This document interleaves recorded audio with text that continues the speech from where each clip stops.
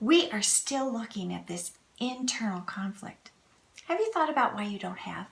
Why you cannot obtain? Why you do not receive answers to your prayers?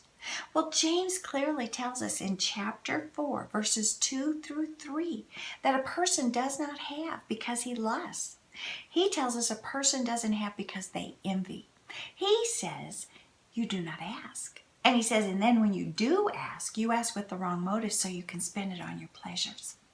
Let me ask you, are you lusting and coveting after what someone else has or does? Why?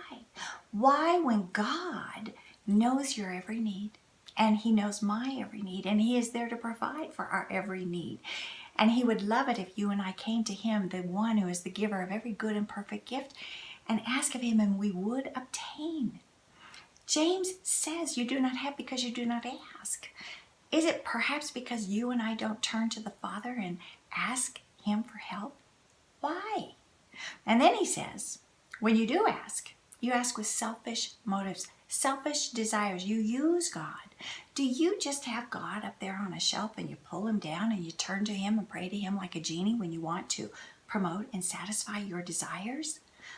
Well, God told us that we were to pray according to his will, not our will.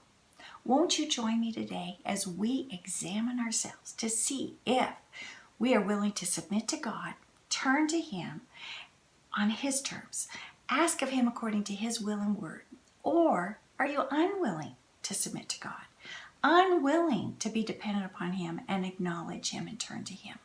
Which is it? Join me. Let's hear what God has to say.